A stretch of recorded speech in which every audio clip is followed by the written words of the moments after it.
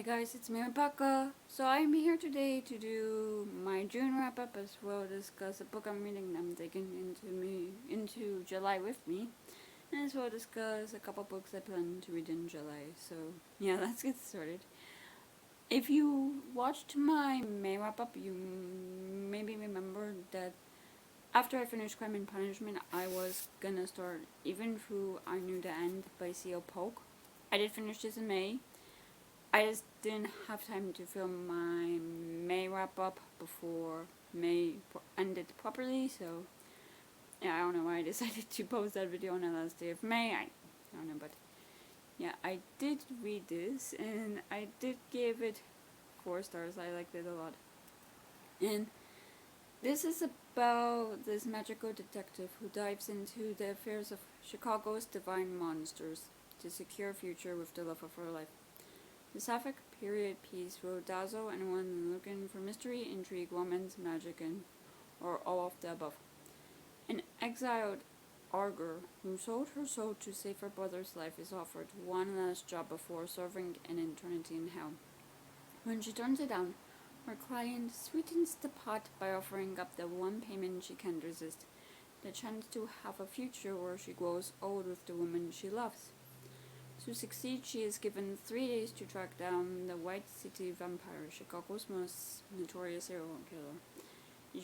If she fails, only hell and heartbreak will await. And yeah, overall, I did enjoy this a lot. I gave it 4 stars.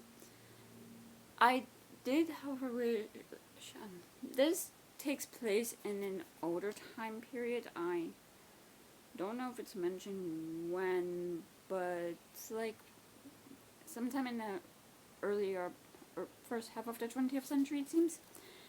And we see how women, they were taken to these mental hospitals to be cured and whatever diseases they may have had. And really, these hospitals were for those who society wanted to hide away, like the undesirables, really, of society, like those who are homosexuals, those who might be struggling. And we see how the treatment they go through, which is like they're essentially electrocuted until the thing or person they desire or gender they desire is they're off put by it, they're afraid of it, because their brain will associate that with pain. And as well, we see some of the methods used to treat this White City vampire, which isn't a vampire whatsoever. It's a demon who possesses other people to do his bidding, to kill his victims. Like, he uses them as vessels and leaves them broken to the point where they have to be in these hospitals and have to go through treatment, which is basic torture. Like, they are electrocuted, and it means like it will help them. And reading that was intriguing. And Helen, our main character, she recognizes someone she was involved with in a hospital when she was talking to one of the victims, or well, someone who was a vessel for this demon, but they were still a victim. And yeah, seeing that. But really, this book's about Helen just trying to protect herself and really trying to solve this mystery so that she can be with the woman she loves, so she can live longer than the 10 years she bargained away for. And we see how Helen, she realizes she has a lot in common with these victims, especially with the bargain they all made. And yeah. I also liked the length, in my opinion, did make sense, because Helen does only have 3 days to solve the case before she goes to hell. Like, it's now or never. Like, she cannot procrastinate. And I also like it's not prolonging this suffering. Like, you can feel this sense of urgency that she has and whatnot. And yeah, overall, I like this. And the ending, like, it's it does repeat this cycle, and I'm not gonna say how, but yeah, Helen does get a happy ever after, but yeah, that's what I'm gonna say. I don't want to spoil anything, but yeah, overall, I enjoyed it and I gave it 4. Now, the first book I did manage to finish reading in June was Gingerbread by Helen Oyami, and this is about Perdia Lee may appear to be your average British schoolgirl. Harriet Lee may seem as a working mother trying to penetrate the school's social hierarchy, but there are signs that they might not be as normal as they think they are. For one thing, they share a gold-painted 7th-floor walk-up apartment with some surprisingly verbal registration. And then there's the gingerbread they bake. Londoners may find themselves able to take it or leave it, but it's very popular in Strana, the faraway, or according to many sources, non-existent land of Harriet Lee's early youth. When teenaged Perida sets out to find her mother's long-lost childhood friend, Greta, a true lover of the Lee's family gingerbread, her search prompts a new telling of Harriet's story, endlessly surprising and satisfying, written with Helen, yeah. And overall, I don't know, I just felt it was fine. This book, it was a solid 3 stars for me, and there were ideas that were interesting, like with Stana. Like, it was involved with many countries who have since said that the country is not real, or did say it's real, but then since receded that, and it's how lands and people are forgotten and discarded when they're no longer of use and remembered in times of need. And with this, I didn't really understand what makes the gingerbread so really special. I kind of understood the way to get there. I don't know, it just seemed like the way they talked about this country was that it was this mystical country, that there's only certain ways to get there. It's not like you can get on an airplane and get there.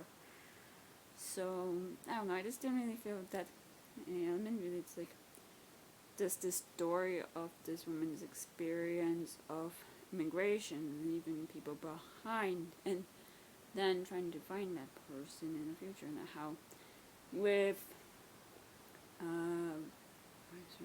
Harriet, she and Perida and her mother were lucky because they did have family living in England, so they did have a place to go, a way to get out. But yeah, I still wonder why this country was forgotten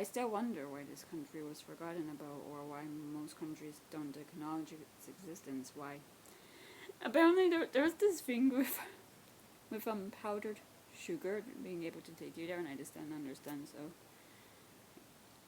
I don't know. There's a lot I just didn't understand, but I just felt fine about it. It's a fine read. I was curious to see how it ended. So, yeah. Overall, 3 stars. The next book I finished in June was The Trifor Code by Janice Hallett. And this is about 40 years ago. Stephen Smithy Smith found a copy of a famous children's book by disgraced author Edith Trifor, its margins full of strange markings and annotations. Wanting to know more, he took it to his remedial English teacher, Miss Ailes, believed that a secret code went through all of Trifor's novels, and when she disappeared on a class field trip, Smithy became convinced that she had been right. Now out of prison after a long stretch, Smithy decides to investigate the mystery that has haunted him for decades. In a series of voice recordings on an old iPhone from his estranged adult son, Smithy alternates between visiting the people of his childhood and looking back on the events that later landed him in prison. But it soon becomes clear that Edith Trifor wasn't just a writer of forgotten children's stories, as Miss Ailes had said. The Trifor Code holds a great secret, and Smithy may just hold the key. And overall, I did like this. I enjoyed seeing how solving this case allows members of the group of this all, like, this remedial English class was quite small. I think in total there was like 6 or 7 of them in total, and it allowed some of them to run from something or avoid something, and really just allow them to stay in the past instead of confronting the future, to avoid dealing with their own issues and having to face an unknown future. And really how having something from the past just, I don't know, it's just bringing them comfort to them, and how memories and family come into play and play a role in this plot. Like, this novel, we also, with Stephen, he's doing like these voice recordings, and he's talking about this gang, this family that he was with, that, and then he got arrested for something involved with them, and you see at the end of the novel how they tie into the case from the past. So yeah, overall I did enjoy this, and I gave it 4 stars. And the next book I read in June was A Drop of Corruption by Robert Jackson Bennett. This is the sequel to The Tainted Cup. You do have to read The Tainted Cup, in my opinion, to read this, even through... The Tainted Cup is focusing on one mystery, and this one's focusing on another mystery, but really there are things from the first book that are brought into the second book, and I just think, like, even though they can be read separate, like, I don't know, things from the first book are referenced in here, so do with that as you will. But, and I shouldn't say I'm probably just, yeah, I'm still debating if I should say what The Tainted Cup's about, but really this series is about this investigator named Anna, and Din is her assistant, and we see them as they go through this empire and try and solve mysteries and whatnot. And in this land they have something where every year they will have leviathans come from the sea and attack the empire, and it's also them dealing with that, and people in this empire, some of them will have alterations that do affect them. Like Din himself, his alteration is that he has a heightened memory. Like he sniffs like a certain smell, and he will connect that smell to memory, and then he will be able to tell everything of that memory and everything that happened when he smelled that smell. If that makes sense. And while others, they have heightened sight, heightened smell. So yeah, and with this one, they have to solve the mystery of when this treasury officer has disappeared into thin air, vanishing from a room within a heavily guarded tower, with doors and windows locked from the inside. And there is more to that than that. They realize that someone was impersonating this officer. Like, they do find the body of this officer, but then they have to figure out not who done it, but where this individual is. It's almost like a game of cat and mouse. And yeah, we see with this one we do get some personal stuff. Like, we see Din, he's grappling with money issues. His father took out this huge loan before he died, and since his death, it's been up to Din to pay for this loan, as well provide for his mother and his sisters. And we also see another side of Anna. I don't know, to me she appears as eccentric in here. Like, she's still her eccentric self, but in the first book there was a couple instances where people felt like they had to stay in a room while she was chatting to them, and it just felt like they were held hostage. They're help me, I cannot get away from her, sort of thing. But no. And she's just I don't know, there's something about this, she seems more determined to solve this case and catch and find the suspect. He was someone who was very much into patterns, and she's also someone into patterns, so yeah. And yeah, overall I had a very fun time with this one, and I think I gave it 5 stars. And the next book I finished in June was The Paris Apartment by Lucy Foley. And this is about Jess, who needs a fresh start. She's broken alone, and she just left her job under less than ideal circumstances. Her half-brother Ben, then thrilled when she asked if she could crash with him for a bit, and he didn't say no. Surely everything will look better from Paris. Only when oh my word, she shows up to find a very nice apartment. Could Ben really have afforded this? He's not there. The longer Ben stays missing, the more Jess starts to dig into her neighbor Butler's situation, and the more questions she has. Ben's neighbors are an eccentric bunch and not particularly friendly. Jess may have come to Paris to escape her past, and it's starting to look like Ben's future that's in doubt. Everyone's neighbor, everyone's a suspect, and everyone knows something they are not telling. And yeah, and overall I had a lot of fun with this one as well. I did give it 4 stars, and we do see like the perspectives of other residents and their awareness towards Jess and not wanting her to uncover their secrets. Like, they don't trust her, and we see that they did trust Ben. Most of them trusted Ben, and then it blew up in their face.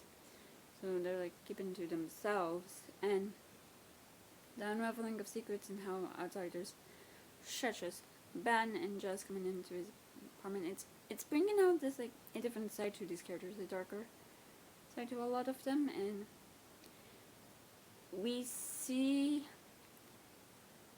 like we do learn like the connection all of these people have, even if they're quite different, and we see how they're quite close and what they'll do to protect one another and their secrets. And yeah, that's all I want to say. And yeah, overall I enjoyed this, and I did give it 4 stars like I said. And the next book I did finish in June was The City of Dusk by Tara Sim. And this is about the 4 realms: life, death, light, and darkness all converge on the city of Nexus. For each realm there is a god, and for each god there is a heir. But the gods have withdrawn their favor from the once vibrant and thriving city, and without it all the realms are dying. Unwilling to stand by and watch the destruction, the 4 heirs to divine power, Angelica and Outmist, with her eyes set on the throne, Misha, a neuromancer, fighting to keep the peace, Nicholas, a soldier who struggles to see the light, and Tessia, a shadow-wielding wong with a reckless heart, will become reluctant allies in the quest to save their city, but their defiance will cost them dearly. And yeah, and we do see the different motivations for each of these characters for wanting to unseal the ceiling and really connect to the gods, like for people, for themselves, and really to prove something. And we also see how they're trying to get away from their parents' views and beliefs on how things should be, and really how they're establishing their own and trying to make changes that will make the world better. And because the realm is dying, like we do get the scene where we see that the sun is slowly fading away from the sky, and we see how their powers affect them, and new ones have changed them, and how their emotions unlock certain powers. And yeah, I do have to say, one issue I had is they were constantly bringing up like, oh, this character doesn't understand my position, or they don't understand because they are like the second hair, they're not the main hair. That like kept this getting on my nerves. But yeah, like overall, this was fine to me. Like it just didn't feel like anything new or exciting. Like I was intrigued, but I just felt about it. Like it's fine. I gave it 3 stars. I don't think I'll continue on in the series, so yeah. And the last book I was able to finish in June was The Beautiful Ones by Sylvia Moreno Garcia. And this is about They Are the Beautiful Ones, Lucia's most notable socialites, and this spring is Nina's chance to join the ranks, courtesy of her well-connected cousin and his calculating wife. But the grand season has thus begun, and already Nina's debut has gone disastrous away. She has always struggled to control her telekinesis. Neighbors call her the Witch of Old House, and the haphazard manifestations of her powers make her the subject of and then she's gossip. When entertainer Hector Ari arrives to town, Nina is dazzled. A telekinetic like her. He has traveled the world, performing his talents for admiring audiences. He sees Nina not as a witch, but a wife with potential to master her power under his watch. With Hector's help, Nina's talent blooms, as does her love for him. But a great woman sees art for fairy tales, and Hector is hiding a truth from Nina and himself that threatens to end their courtship before it truly begins. So, with this one, the title really does refer to these beautiful ones, these socialites in society who are rich, who have privilege, who have to actually care about their appearances, because one negative thing of gossip will ruin their reputation and will ruin their life, and that's something I did enjoy about this. And with this, we see how Hector initially he uses Nina to get to Valerie, who is Nina's cousin's wife, who he was involved with and engaged to 10 years prior. And he had left town for his career and for his position, and Valerie, she had to marry her husband to try and help her family, because in Valerie's eyes and in the eyes of her family, marriage is like, it's like, oh my word, what is the word I want to say? What should come back? It's kind of like you're selling yourself for something. Like, for Valerie, it's like she sold herself into this marriage so she and her family could get money and prestige and whatnot. Like, I'm not saying it's like she's a whore prostitute. There's something that's like, it's a professional term that I'm just blinking on. But over time you see how Hector, he does fall in love with Nina, and Valerie, she for some reason has this vengeance against Nina, because Nina has this ability to marry someone she loves, while Valerie's like, marriage is like an exchange of goods. You get something from this marriage, the other party gets something from this marriage. And as well, she resents the fact Nina has this choice while Valerie did not. And it's like, why should Nina get the person who Valerie used to love? And it's like, I don't think Valerie loves Hector anymore. It's just like, I guess, about getting this prize from Nina. And yeah, overall, I did enjoy this. Now, I wasn't able to finish this book in June. I'm this far in. I have this much left. I have like a little, about 200, less than 200 pages left. And that book in question is The King of Crows by the Bobray, which is the last book in the Diviners Quartet. The first book is, I think, The Diviners. I'm just gonna talk about that plot and I guess overall plot of the series. But The Diviners is about these people in New York, and they all have these special abilities that allow them to do stuff, and throughout the series we see them come to understand their powers, where it came from, and some darkness that came from where these powers came from. So yeah, that's what I'm gonna say. And so far I'm on page 376. I will give my overall thoughts on in my July wrap up, but so far I'm enjoying it. And now that is everything I read in June and what I'm currently reading. I want to discuss a tiny bit of my July TBR, or what I plan to read in July. And after I finish The King of Crows, I do plan to jump into All the Sinners Bleed by S.A. Cosby. I'm not going to give synopsis this time just because I'm not really in the mood. But yeah, I'm going to read that next. And after that, I think I'm going to jump into Saltwater by Katie Hayes. And yeah. And now that's everything. So that's everything I read in June, what I'm currently reading, and what I plan to read in July so far. Everything I read in July will be in my July wrap-up. But yeah, that's it for this video. So if you enjoyed it, please give it a thumbs up. Leave a comment below telling me what you're reading currently. If you want to, please subscribe to the channel. And if you want to follow me on any social media, then all those things are in the down bar below. I will see you guys next time I post a video. Bye.